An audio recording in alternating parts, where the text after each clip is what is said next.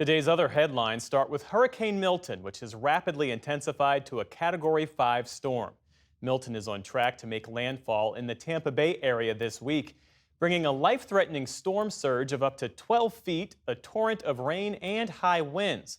Authorities and residents there are racing to prepare. For many today, that meant filling sandbags. Others have already heeded evacuation orders. All this comes less than 2 weeks after Hurricane Helene battered the same area. We had a lot of debris left from Hurricane Helene on Florida's Gulf Coast. That creates a huge hazard if you have a major hurricane hit in that area this week. Helene caused at least 230 deaths. About half of those fatalities were in North Carolina, where apocalyptic scenes still cover the western part of the state.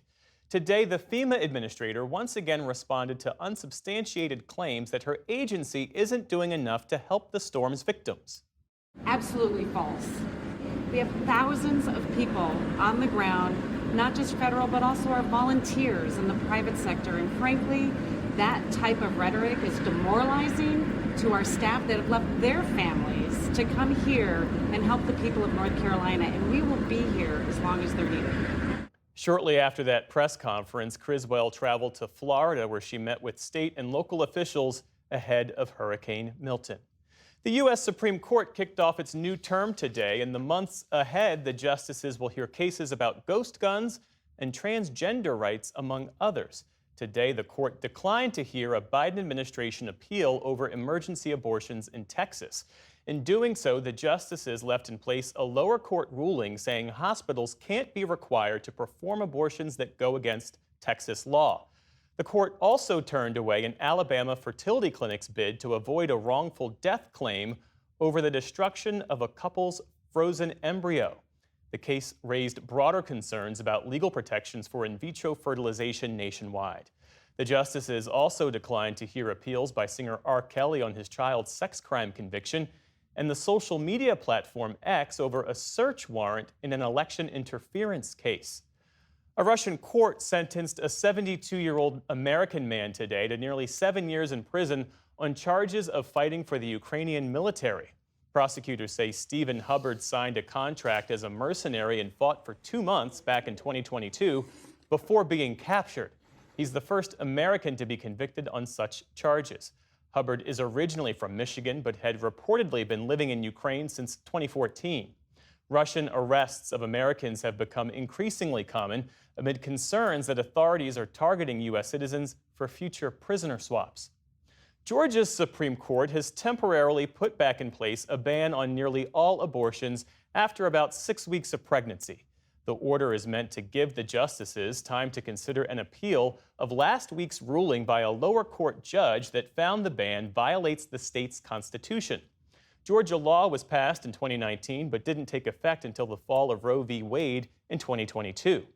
It prohibits most abortions once a detectable human heartbeat is present, usually around 6 weeks, which is before many women know they are pregnant.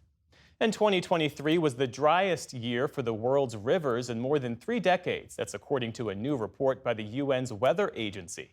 Prolonged droughts have drained water levels in some areas to all-time lows, like here in the Amazon. The report also noted that glaciers, which feed many of the world's rivers, suffered the largest loss of mass in half a century last year. The agency's director said that rising global temperatures are partly to blame and called the state of water, quote, the canary in the coal mine of climate change. And a pair of Americans have won the Nobel Prize for Medicine. The Massachusetts-based duo of Victor Ambrose and Gary Ruvkun were recognized for the discovery of tiny bits of genetic material known as microRNA. A panel in Stockholm said their findings, initially studied in worms, are fundamentally important for how organisms develop and function, including humans. After hearing the news, Ruvkun said a Nobel Prize amounts to a quantum leap in terms of recognition for their work. And Ambrose explained the potential real-world health implications of microRNA. The deeper we understand living systems, the better equipped we are to figure out what's wrong when these systems go awry in the context of disease. Experts say learning how to manipulate microRNA could one day lead to powerful treatments for diseases like cancer. Tomorrow, the Nobel for Physics will be announced. On Wall Street today, stocks struggled to start the week. The Dow Jones Industrial Average dropped about 400 points, or nearly 1%. The Nasdaq gave back more than 200 points. The S&P 500 also ended lower on the day.